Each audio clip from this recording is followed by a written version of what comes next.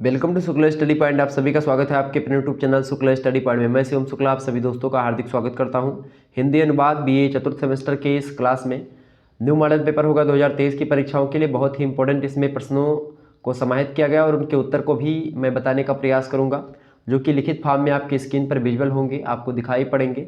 तो श्रव्य और दृश्य माध्यम से हम बीए फोर्थ सेमेस्टर के खास करके हिंदी साहित्य के सिलेबस से रिलेटेड बहुत सारे महत्वपूर्ण प्रश्नों के बारे में जानने वाले हैं और उसके उत्तर को भी। और बहुत ही इंपॉर्टेंट प्रश्न है BA fourth semester, BA second year fourth semester Hindi अगर आप लेते हैं तो उसमें आपको हिंदी अनुवाद के बारे में पढ़ना होता है। सब्जेक्टिव और ऑब्जेक्टिव दोनों के लिए हेल्पफुल है ये वीडियो। आइए हम तीव्र गति से आगे बढ़ने का प्रयास करते हैं और बहुत ही सरल शब्दों में हम इस प्रकार के छोटे छोटे प्रश्नों को जानने का प्रयास करते हैं, जो कि आपके लिए अति लघुत्तरीय टाइप में पूछे जाते हैं और महत्वपूर्ण भी हैं। चले, पहला प्रश्न आपका और जो है ये ऑब्जेक्टिव में भी प्रश्न ऐसे पूछा था, तो जिनकी परीक्षाएं ऑब्जेक्टिव हो रही है उनके लिए भी और लिखित हो रही है उनके लिए भी बहुत हेल्पफुल होगा। अगला प्रश्न है अनुवाद, मतलब पहला प्रश्न है अनुवाद का समानार्थक संस्कृत शब्द कौन सा है। देखिए संस्कृत शब्द, तो अनुवाद को संस्कृत में अनुवाद के नाम से हम जान सकते हैं। तो अनुवाद जो शब्द है ये संस्कृत का शब्द है एक प्रकार से, और इससे बना आपका अनुवाद। अनुवाद शब्द में केंद्रीय शब्द जो है वो वाद है। वाद जो बना है ये वद धातु से बना है और संस्कृत में वद का अर्थ होता है बोलना या कहना। ठीक है, वद से विकसित वाद हुआ। वाद माने होता है एक प्रकार से कथन किसी का या फिर कही गई कोई भी बात, तो उसको बोलते हैं वाद। ठीक है, या एक प्रकार से बोल सकते हो विचारधारा किसी की। तो और जब अनु मतलब एक प्रकार से अनु माने होता है दोहराना, बार बार कहना। तो एक प्रकार से क्या होता है अनुवाद का मतलब होता है पुनः कथन या एक प्रकार से किसी कही गई बात को फिर से कहना या दोहराना, वो अनुवाद कहलाता है। ये बात आप ध्यान रखिएगा। तो अनुवाद में यही चीज़ें होती, मैंने आपको बताया था। अनुवाद को लेकर के एक चैप्टर वाइज वीडियो मैंने प्रोवाइड कराई थी, तो उसमें चैप्टर नंबर 1 में मैंने अनुवाद के बहुत सारी चीज़ों के बारे में मैंने आपको विस्तार समझा दिया, तो आप लोग उसको देख लीजिएगा, वीडियो बहुत ही इंपॉर्टेंट है। ओके, आगे बढ़ते हैं। अगला क्वेश्चन आपका आ चुका है, दूसरा नंबर प्रश्न आप देखिएगा। प्रश्न है अनुवाद कार्य की प्रथम व्युत्पत्ति क्या है। तो अनुवाद कार्य की प्रथम व्युत्पत्ति क्या है भाई, प्राप्तस्य पुनः कथनम। प्राप्तस्य पुनः कथनम, ये जो है अनुवाद के संदर्भ में पहली बात बोली गई थी। अनुवाद की परिभाषा यही से हमको पता चलती है, प्राप्तस्य पुनः कथनम, यानी जो प्राप्त है उसका दोबारा से कहना, उसी को जो हमको मिला हुआ है, कोई चीज़ भी है जो हमको प्राप्त है उसको दोबारा से कहना ही या दोबारा दोहराना ही क्या होता है, अनुवाद होता है। तो ये बात ध्यान रखिएगा। आगे बढ़ते हैं और भी चीज़ों को जानने का प्रयास करते हैं। अगला प्रश्न आपकी स्क्रीन पर आ चुका है, तीसरा नंबर प्रश्न आप देखिएगा। प्रश्न है अनुवाद पुनरुक्ति नहीं है क्योंकि पुनरुक्ति निरर्थक होती है, और यह कथन किस व्याख्याकार का रहा है। चूँकि जो पुनरुक्ति होती है वो कहीं ना कहीं पे निरर्थक होती है, उसका कोई अर्थ नहीं निकलता, जबकि अनुवाद एक प्रकार से अनुवाद जो होता है वो अर्थ में प्रयोग किया जाता है, मतलब कि वो निरर्थक नहीं होता है, वो अर्थक के रूप में प्रयोग होता है, उसका महत्व होता है। तो प्रश्न आपसे कह रहा है कि अनुवाद पुनरुक्ति नहीं है क्योंकि पुनरुक्ति निरर्थक होती है। यह कथन किस व्याख्याकार का है। तो यह कथन वात्स्यायन का है। किसका है, वात्स्यायन का है। आप इसका यही होगा, मतलब इसमें तो ऑप्शन दिया नहीं, तो ये एक प्रकार से वन लाइनर क्वेश्चन से अति लघुत्तरीय टाइप के प्रश्न। चौथा नंबर क्वेश्चन से आप देखिएगा, किस विद्वान ने अनुवाद और भाषांतर को पर्याय शब्द माना, यानी कि भाषांतर और अनुवाद ये दोनों शब्द एक प्रकार से एक दूसरे के क्या हैं, समानार्थी शब्द हैं, पर्यायवाची शब्द हैं। तो डॉक्टर भोलानाथ तिवारी जी मानते हैं। डॉक्टर भोलानाथ तिवारी कहते हैं अनुवाद की परिभाषा को देते हुए भी मैंने आपको बताया भी था कि भाषा जो होती है वो ध्वन्यात्मक प्रतीकों की व्यवस्था होती है, और अनुवाद है क्या, इन्हीं प्रतीकों का प्रतिस्थापन कर देना अनुवाद होता है। तो भाषा ध्वन्यात्मक प्रतीकों की व्यवस्था है और अनुवाद होता है इस व्यवस्था में जो प्रतीक का प्रयोग किया था उन्हीं प्रतीकों का प्रतिस्थापन कर देना अनुवाद कहलाता है। मतलब कि एक भाषा के प्रतीकों के स्थान पर हम दूसरी भाषा के निकटतम या एक प्रकार से समतुल्य और सहज प्रतीकों का प्रयोग कर दें तो वही अनुवाद होता है। ठीक है, तो अनुवाद क्या है, अनुवाद निकटतम समतुल्य और सहज प्रतीका मतलब प्रतीकन, एक प्रकार से बोल सकते हैं कि भाई वो सहज प्रतीकन होता है। सहज प्रतीकन मतलब कि कोई चीज़ है और उसके स्थान पर कोई दूसरा चीज़ बोल दे, लेकिन उसका अर्थ और उसकी भावनाएं सेम होती हैं, तो दूसरी शैली में वो चीज़ें आ जाएँ आपके समझ। जैसे कि अंग्रेजी में लिखा हुआ रोमन शैली में, उसको हम देवनागरी में लिख दें तो अनुवाद हो गया, वो भाव और वही चीज़ रही सेम। ठीक है, आगे बढ़ते हैं। पांचवा नंबर क्वेश्चन आप देखिएगा। प्रश्न है अनुवाद की यह परिभाषा किस विद्वान के द्वारा दी गई है। कौन सी परिभाषा भाई, परिभाषा देखेंगे यहाँ पर अंग्रेजी में लिखी हुई है। परिभाषा है अंग्रेजी में कि translation consists in producing in the reporter language the close natural equivalent equivalent to the message of the source language, first in meaning and secondly in style। ये परिभाषा किसने दी है बताएं। तो इस परिभाषा को किसने दिया है भाई? इस परिभाषा को नाइडा ने दिया है, ये बात ध्यान रखिएगा। नाइडा और टेलर की लगभग एक मिली-जुली परिभाषा। ये कहते हैं कि मूल भाषा के जो संदेश होता है, ठीक है, तो जो मूल भाषा का संदेश है उसके समतुल्य संदेश को लक्ष्य भाषा में प्रस्तुत करने की प्रक्रिया को अनुवाद कहते हैं। और संदेश की समतुल्यता पहले अर्थ और फिर शैली की दृष्टि से निकटतम एवं स्वाभाविक होती है। तो एक प्रकार से अनुवाद की परिभाषा इस प्रकार से नाइडा ने दी। अगला क्वेश्चन आप देखेंगे, 6वां नंबर प्रश्न है। प्रश्न आप देखिएगा, अनुवाद एक व्याख्यात्मक कला है या किस विद्वान ने कहा? बहुत ही इंपॉर्टेंट प्रश्न है, बताइएगा। अनुवाद एक व्याख्यात्मक कला है या किस विद्वान ने कहा है? तो नेरोटो पेगिओलो महोदय ने कहा इसको कि अनुवाद एक व्याख्यात्मक कला है। ध्यान रखिएगा, ऑब्जेक्टिव में प्रश्न आपसे बन सकता है। अगला क्वेश्चन साहब देखिएगा, प्रश्न है आपका, यह अनुवाद एक प्रकार है, मतलब यह अनुवाद का एक प्रकार है जिसमें स्रोत सामग्री का शब्दशः अनुवाद किया जाता है। तो शब्दशः अनुवाद एक प्रकार से स्रोत सामग्री का किया जाता है। तो अनुवाद का एक प्रकार है, वो कौन सा है? पूर्ण अनुवाद। क्या होता है वो? पूर्ण अनुवाद होता है। ठीक है, आगे देखते हैं। अगला क्वेश्चन आपका आ चुका है, किसी कही गई बात को फिर से दोहराना या कहना क्या कहलाता है? तो अनुवाद कहलाता है। अगला क्वेश्चन आप देखेंगे, 9वां नंबर प्रश्न है, अनुवाद के ट्रांसलेशन शब्द का अर्थ हिंदी में लिया जाता है अनुवाद से। ट्रांसलेशन मतलब अनुवाद। अगला क्वेश्चन आप देखिएगा, जिस भाषा का अनुवाद किया जाता है वह भाषा कौन सी भाषा कहलाती है? मैंने खूब बताया था आपको कि जिस भाषा का अनुवाद किया जाता है उसको स्रोत भाषा, और जिस भाषा में अनुवाद किया जाता है वह भाषा होती है लक्ष्य भाषा।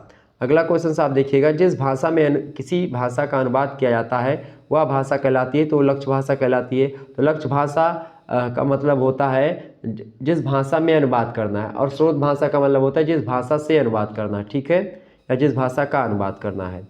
अगला प्रश्न आप देखिएगा, 12वां नंबर प्रश्न है, वस्तु के आधार पर अनुवाद के प्रकार बताएं। तो वस्तु के आधार पर अनुवाद के 6 प्रकार होते हैं। ये बात आप ध्यान रखिए, किसके आधार पर?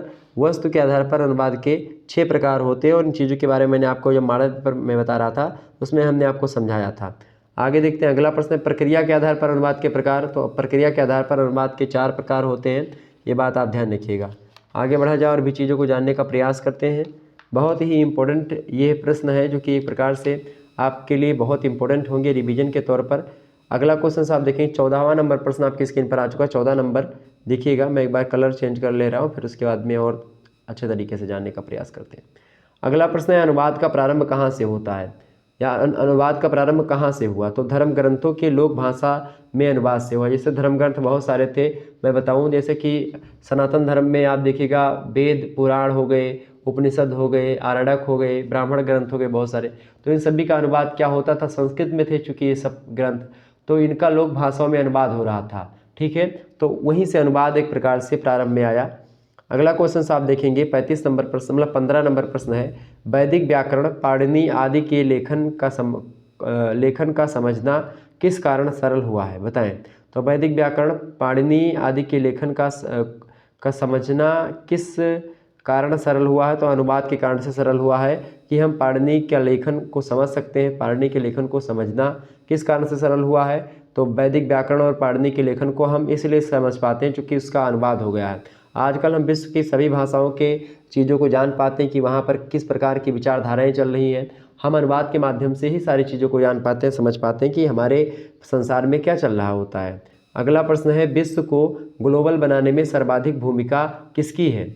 तो किसकी है भाई? अनुवाद की है। विश्व को ग्लोबल बनाने में एक प्रकार से विश्व को एक प्रकार से वैश्वीकरण के धरातल पर लाने के लिए, सभी को एकजुट करने के लिए ये भूमिका कौन अदा करता है? अनुवाद। चूँकि अनुवाद अगर नहीं होता तो शायद हम एक दूसरे के विचारों को अच्छे तरीके से नहीं जान पाते, ठीक है। कोई अमेरिका का व्यक्ति आता तो अगर हम अनुवादक नहीं होता, तो एक प्रकार से अनुवादीकरण की मशीनें नहीं होती, तो आज हम कैसे जान पाते? या गूगल ट्रांसलेटर वगैरह तमाम प्रकार के एप्लीकेशन चल गए हैं कि अगर कोई सामने से बोल रहा है और आप उस एप्लीकेशन में ऑन कर दीजिए अपना, तो उसमें हिंदी में बताएगा आपको, वो अंग्रेजी में बोल रहा तो, और आप अंग्रेजी में बोलोगे तो उसको हिंदी में, आप हिंदी में बोलोगे तो अंग्रेजी में उसको सुनाई दे सकता है। इस प्रकार की व्यवस्था है। अगला क्वेश्चन साहब देखिए 17वां नंबर प्रश्न है, एक भाषा में कही या लिखी गई बात को दूसरी भाषा में हूबहू कहना या लिखना क्या कहलाता है? तो वह भी अनुवाद ही कहलाता है। अगला क्वेश्चन साहब देखिएगा 18वां नंबर प्रश्न है, अनुवाद प्रक्रिया को एक प्रविधि के रूप में प्रस्तुत करने की प्रक्रिया का क्या कारण है? तो दूसरी भाषा सीखने की चाह होती है, तो अनुवाद प्रक्रिया को एक प्रविधि के रूप में प्रस्तुत करने की प्रक्रिया का कारण होता है दूसरी भाषा सीखने की चाह। अगला क्वेश्चन से 19 नंबर देखेंगे, गुड मॉर्निंग का व्यवहारिक प्रयोग किया जाता है, तो प्रातः काल के संदर्भ में गुड मॉर्निंग शब्द प्रयोग किया जाता है नमस्ते के लिए, एक प्रकार से गुड मॉर्निंग, शुभ प्रभात जिसको आप बोलते हैं हिंदी में। अगला क्वेश्चन साहब देखिएगा, अगला प्रश्न, हिंदी भाषा में किसी भी समय अभिवादन के लिए उपयुक्त शब्द कौन सा है? यानी अगर आपको किसी को एक प्रकार से मिलते हैं तो क्या बोलते हैं? नमस्ते बोलते हैं या प्रणाम कहते हैं। तो नमस्ते एक प्रकार से हर समय के लिए, हिंदी में तो यही अच्छी चीज़ें हैं कि वो बदला नहीं आता कि भाई गुड मॉर्निंग गुड इवनिंग ये दुनिया भर का टीम तड़ाम करना है। नमस्ते प्रणाम साक्षात दंडवत होता है, साष्टांग दंडवत, ठीक है। यानी कि एक प्रकार तो कई प्रकार की चीज़ें होती, तो हिंदी इसीलिए तो एक प्रकार से बड़ी वैज्ञानिक लिपि हिंदी की, देवनागरी लिपि दुनिया की सबसे एक प्रकार से वैज्ञानिक लिपि मानी जाती है। अगला क्वेश्चन आप देखिएगा 21 नंबर प्रश्न, नायडा अनुवाद को किस रूप में स्वीकार करते हैं? तो वैज्ञानिक तकनीकी के रूप में स्वीकार करते हैं नायडा महोदय अनुवाद को। नेक्स्ट क्वेश्चन से देखिएगा 22 नंबर प्रश्न है, अनुवाद की सीमाएं कौन निर्धारित करता है? तो भाषा निर्धारित करती है अनुवाद की सीमाओं को, ठीक है। अगला क्वेश्चन देखेंगे, सामाजिक सांस्कृतिक बदलाव में अनुवाद की क्या भूमिका होती है? तो सामाजिक सांस्कृतिक बदलाव में अनुवाद की भूमिका होती है बहुत ही इम्पोर्टेंट, यानी बहुत महत्वपूर्ण भूमिका होती है सामाजिक सांस्कृतिक बदलाव में। क्योंकि अगर सामाजिक परिवर्तन होता है तो कहीं ना कहीं पे जब हम विश्व की चीज़ों को देखते हैं, आज हमारा समाज में परिवर्तन बहुत सारा हो रहा है। और क्यों हो रहा है? क्योंकि हम वेस्टर्न कल्चर को फॉलो कर रहे हैं, हम पाश्चात्य सभ्यता या फिर उनकी वेशभूषा को, उनके खान पान को, उनके रहन सहन को हम लोग समझते हैं। क्यों समझते हैं? क्योंकि अनुवाद है तभी समझते हैं। वहाँ की भाषा उनकी अंग्रेजी है या फ्रेंच है, जर्मन है, तो उनकी भाषा को हम हिंदी में कन्वर्ट करके समझ पाते हैं कि उनकी विचारधाराएं क्या हैं, वो क्या कर रहे हैं अपने जीवन में, उन चीज़ों को जान पाते हैं। तो कहीं ना कहीं पे सामाजिक सांस्कृतिक बदलाव जो हुए हैं वो अनुवाद के कारण से ही संभव हो पाए हैं, ठीक है, ये बात ध्यान रखिएगा। तो बहुत महत्वपूर्ण भूमिका है सामाजिक परिवर्तन और सांस्कृतिक परिवर्तन में अनुवाद की। अगला क्वेश्चन साहब देखिएगा 24 नंबर प्रश्न है, रेनेसा काल में, या रेनेसा माने होता है पुनर्जागरण, ठीक है। तो पुनर्जागरण काल में ग्रीक और रोम साहित्यिक ने किन देशों को प्रभावित किया था? तो यूरोपीय देशों को प्रभावित किया था रेनेसा यानी पुनर्जागरण काल में ग्रीक और रोम साहित्य ने, ओके। नेक्स्ट क्वेश्चन साहब देखिएगा 25 नंबर प्रश्न है, सन 1798 ईस्वी में सर मोनियर विलियम्स ने किस भारतीय कृति का अनुवाद किया था? तो कालिदास के अभिज्ञान शकुंतलम का अनुवाद किया था मोनियर विलियम्स महोदय ने, ठीक है, 1798 में। ऑब्जेक्टिव में प्रश्न पूछा भी गया था राजा महेंद्र प्रताप सिंह विश्वविद्यालय में, आपको पता होगा। अगला क्वेश्चन साहब देखिएगा, अगला प्रश्न है आपका 26 नंबर प्रश्न है, हरवल्लभ ने गीता का अनुवाद कब किया था? तो 1644 ईस्वी में हरवल्लभ ने गीता का अनुवाद किया था। ये बहुत इंपॉर्टेंट प्रश्न है, इन सभी प्रश्नों को ध्यान रखिएगा। अगला क्वेश्चन देखेंगे, राजा लक्ष्मण सिंह ने संस्कृत से अभिज्ञान शकुंतलम का अनुवाद किस भाषा में किया था? तो राजा लक्ष्मण सिंह ने ब्रज भाषा में अभिज्ञान शकुंतलम, जो कि कालिदास की रचना है, उसको ब्रज भाषा में अनुवाद किया था। ये सारी चीज़ों को आप जान लीजिएगा, बहुत ही इंपॉर्टेंट है आपकी परीक्षा के दृष्टि से, बहुत इंपॉर्टेंट है, ठीक है। अगला क्वेश्चन 28 नंबर प्रश्न आपकी स्क्रीन पर आ चुका है। प्रश्न है, कोल, मुंडा, संथाल ये सब जनजातियां हैं, तो इनकी भाषाएं जो हैं एक प्रकार से किस परिवार की हैं? तो आस्ट्रिक परिवार की भाषाएं हैं कोल, मुंडा, संथालों की भाषाएं किस परिवार की हैं? आस्ट्रिक भाषा परिवार। अगला क्वेश्चन है 29 नंबर, राष्ट्रीय ज्ञान आयोग के अध्यक्ष कौन है? मतलब कौन थे? तो सैम पित्रोदा महोदय ये राष्ट्रीय ज्ञान आयोग के अध्यक्ष थे। नेक्स्ट क्वेश्चन आप देखिएगा, आपके एग्जाम में आ सकता है। प्रश्न है, ज्ञान के साहित्य के अनुवाद के लिए मिशन को शुरू करने का सुझाव दिया गया, बताए तो सॉरी ज्ञान के साहित्य के अनुवाद के लिए किस, यहाँ पर किस कर लीजिएगा, ठीक है, किस मिशन की एक प्रकार से किस मिशन को शुरू करने का सुझाव दिया गया? तो राष्ट्रीय अनुवाद मिशन को एक प्रकार से शुरुआत की गई, उसका सुझाव दिया गया था। अगला प्रश्न आप देखिएगा 31 नंबर क्वेश्चन है, केंद्र सरकार ने ज्ञान के साहित्य के अनुवाद का कार्य किसे सौंपा था? तो भारतीय भाषा संस्थान मैसूर को यह काम सौंपा गया था केंद्र सरकार के द्वारा कि ज्ञान के साहित्य के अनुवाद का कार्य किया जाए। अगला क्वेश्चन देखेंगे 32 नंबर प्रश्न है, परिभाषिक शब्दावली किसे कहते हैं? तो परिभाषिक शब्दावलियों की बात की तो परिभाषिक शब्दों के संग्रह को परिभाषिक शब्दावली कहते हैं। आपको मैं बता दूं कि परिभाषिक शब्द जो होते हैं, शब्दावलियाँ जो होती हैं, वो एक प्रकार से अपने आप में बहुत सारी चीज़ों को समेटे हुए होती हैं और बहुत इंपॉर्टेंट होती हैं। खास करके आप देखते हैं नए नए चीज़ों का विकास हो रहा है तो तकनीकी क्षेत्र की वैज्ञानिक एक प्रकार से मतलब विज्ञान के क्षेत्र में हो रहा है और गणितीय क्षेत्र में तमाम प्रकार के शोध हो रहे हैं। उनमें जो शब्द प्रयोग किए जाते हैं वो खास करके परिभाषिक शब्दावली ही होती है। चाहे सामाजिक शब्दावलियों की बात की जाए या एक प्रकार से विधिक शब्दावलियों की बात की जाए, ये सब परिभाषिक शब्दावली। विधिक शब्दावली मतलब जो कानून से रिलेटेड रही हैं, तो बहुत सारी चीज़ें हैं। अगला क्वेश्चन देखेंगे, 33 नंबर प्रश्न है जो है प्रश्न आपका आ चुका है सुपरन्यूटेशन बताएं। तो इसका मतलब क्या होता है? इसका मतलब होता है पद मुक्ति, यानी कि पद से हट जाना, ठीक है, या पद से रिटायर हो जाना, पदच्युति या फिर पद मुक्ति। ओके, अगला क्वेश्चन से अपरिहार्य का अंग्रेजी पर्याय क्या है? तो इसका मतलब क्या होता है? अनअवॉइडेबल, ये एक प्रकार से अपरिहार्य का मतलब होता है। नेक्स्ट क्वेश्चन से एजेंडा का हिंदी पर्याय क्या है? तो कार्यसूची को बोलते हैं एजेंडा। नेक्स्ट क्वेश्चन से आप देखिएगा, किसी निश्चित अर्थ का बोध कराने वाले शब्द क्या कहलाते हैं? तो परिभाषिक शब्द कहलाते हैं वो, जो कि एक निश्चित अर्थ का बोध करवाते हैं, यानी जानकारी देते हैं, निश्चित अर्थ के बारे में बताते हैं। अगला क्वेश्चन से अनुवाद करते समय किन बातों का प्रयोग करना चाहिए? तो परिभाषिक शब्दों का प्रयोग करना चाहिए अनुवाद करते समय। अगला प्रश्न देखेंगे, रसायन शास्त्र, भौतिक विज्ञान, गणितीय विषयों से संबंधित शब्दावलियाँ कहलाती हैं तो वैज्ञानिक शब्दावलियाँ कहलाती हैं ये।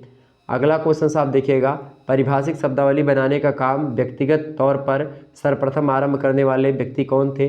डॉक्टर रघुवीर सहाय का नाम आता है उनमें, ठीक है।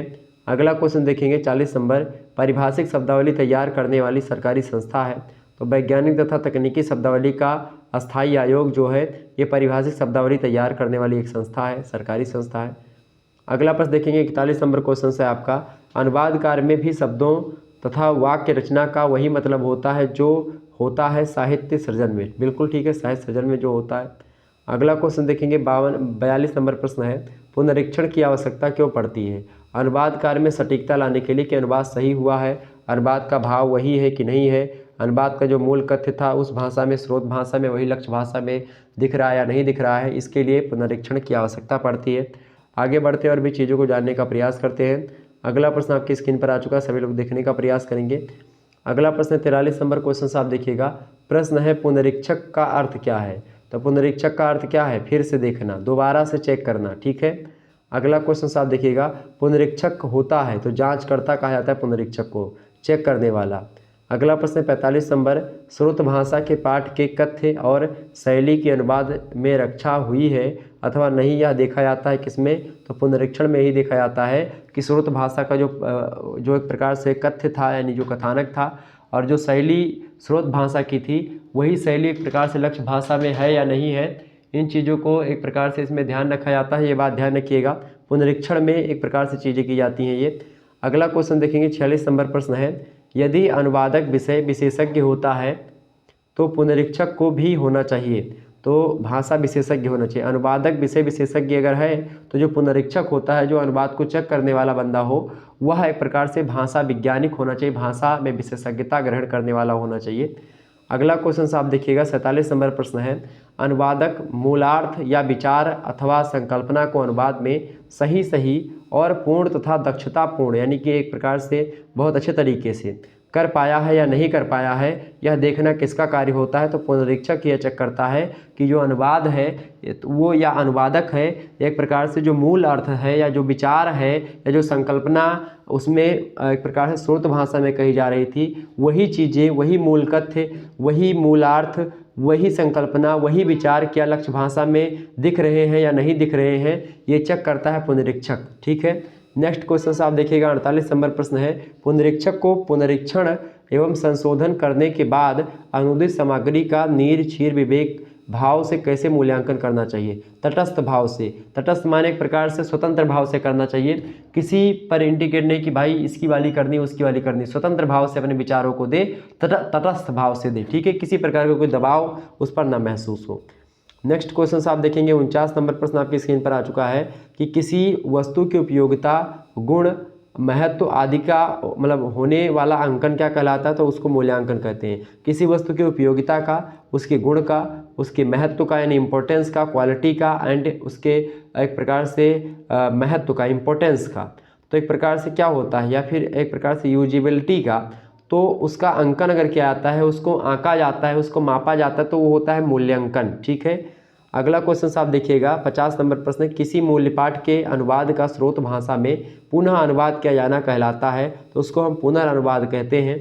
अगला क्वेश्चन आप देखिएगा 51 नंबर प्रश्न है, फास्टर, नाइडा और टेबर आदि विद्वानों ने अनुवाद मूल्यांकन के लिए किस पद्धति को आवश्यक माना था या माना, तो पाठक की अनुक्रिया को माना है। फास्टर, नाइडा और टेबर महोदय ने अनुवाद मूल्यांकन के लिए इस पद्धति को माना कि भाई पाठक की क्रिया क्या होती, पाठक पढ़ने के बाद में यानी जिस पाठक को पढ़ना है अनुवाद में वो उन भावों को समझ पाता है नहीं समझ पाता, और वो पाठक बताए कि भाई अनुवाद में क्या त्रुटियां रह रही हैं। ठीक है।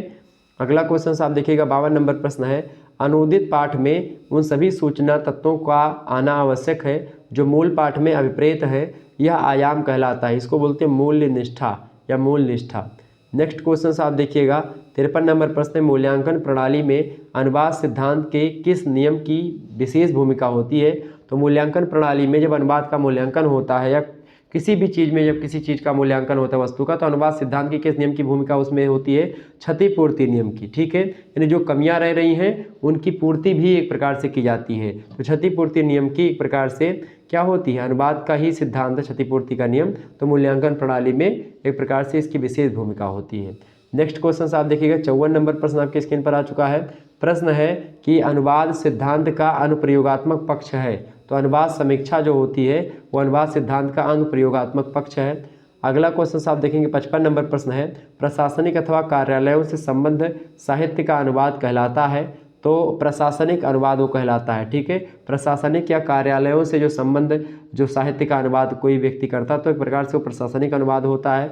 अगला क्वेश्चन आप देखेंगे 56 नंबर प्रश्न है, प्रशासनिक द्विभाषा अनुवाद कब से लागू होने लगा, तो राजभाषा अधिनियम 1963 से ही लागू होने लगा प्रशासनिक द्विभाषा अनुवाद। ओके, ये बात ध्यान रखिएगा, बहुत ही इंपॉर्टेंट क्वेश्चंस थे ये सारे।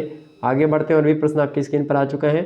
फटाफट से एक बार वीडियो को लाइक और शेयर अवश्य कर दीजिएगा ताकि टाइम टू टाइम आपको नोटिफिकेशन मिलता रहे और आप आसानी से इसी प्रकार से पढ़ते रहें। ओके, चलिए अगला प्रश्न आपका 57 नंबर, मुगल शासन और मारवाड़ी समाज ने अनेक शब्द विशेष करके किस क्षेत्र को दिए हैं, तो वाणिज्य को दिए मुगल शासन और मारवाड़ी समाज ने। नेक्स्ट क्वेश्चन आप देखेंगे 58 नंबर प्रश्न है, हुंडी करना, साख गिरना, बट्टे खाते लिखना, इन सभी मुहावरेदार भाषा का प्रयोग किस क्षेत्र में किया जाता है, तो वाणिज्य क्षेत्र में प्रयोग किया जाता है। हुंडी करना, साख गिरना या साख या बट्टे खाते लिखना, तो ये सब इकोनॉमी से रिलेटेड शब्द है यानी कि वाणिज्यिक क्षेत्र से रिलेटेड है। ठीक है, कॉमर्स से रिलेटेड है। अगला क्वेश्चन आप देखेंगे 59 नंबर प्रश्न है, अंग्रेजी शब्द जो पे है उसका अनुवाद क्या होगा हिंदी में, तो अदा करना। पे मतलब होता है अदा करना या चुकाना। नेक्स्ट क्वेश्चन से 60 नंबर प्रश्न है, कंपनियों के शेयरों और डिबेंचरों के निर्गम की व्यवस्था अब किसके द्वारा देखी जाने लगी है, तो अब बैंकों के द्वारा कंपनियों के शेयरों और डिबेंचरों के निर्गम की जो व्यवस्था होती है अब क्या कौन देखता है, वो बैंक लोग देखते हैं, यानी बैंक जो होते हैं वो देखते हैं। अगला प्रश्न है, प्रशासनिक और विधि साहित्य के अनुवाद का प्रसंग किसके अंतर्गत आता है, तो भारतीय संविधान के राजभाषा विषय उपबंधों के अंतर्गत आता है। कौन, प्रशासनिक और विधि साहित्य का अनुवाद। नेक्स्ट क्वेश्चन आप देखिएगा 62 नंबर क्वेश्चन से आपकी परीक्षा के लिए बहुत इंपॉर्टेंट है। प्रश्न है कि मानव के अधिकारों या बंधनों की सीमाओं का निर्धारण करना कार्य है, किसका कार्य है, मानव के अधिकारों और मानव के बंधनों की जो सीमाएं हैं यानी मनुष्य ये कर सकता है या नहीं कर सकता है, कौन निर्धारित करता है, तो ये न्यायालय निर्धारित करता है। ठीक है। नेक्स्ट क्वेश्चन आप देखिएगा 63 नंबर क्वेश्चन है कि यदि लक्ष्य भाषा में मूल भाषा की छाया आ जाती है तो अनुवाद हो जाता है, तो दोष युक्त हो जाता है। यदि लक्ष्य भाषा में क्या होता है, यानी जिस भाषा में आपको अनुवाद करना है तो लक्ष्य भाषा में मूल भाषा की छाया आ जाए अगर, तो अनुवाद एक प्रकार से दोष युक्त माना जाता है। नेक्स्ट क्वेश्चन देखेंगे, विधि अनुवाद करते समय यानी कानूनी तरीके से अनुवाद करते समय क्या होता है, विधि अनुवाद करते समय किसी अपेक्षा मतलब किसकी अपेक्षा कम कठिनाई होती है, तो साहित्य अनुवाद के अपेक्षा विधि अनुवाद करते समय, कानूनी अनुवाद करते समय कम कठिनाई होती है, लेकिन साहित्य अनुवाद में थोड़ा कठिनाई ज़्यादा हो जाती है। ठीक है।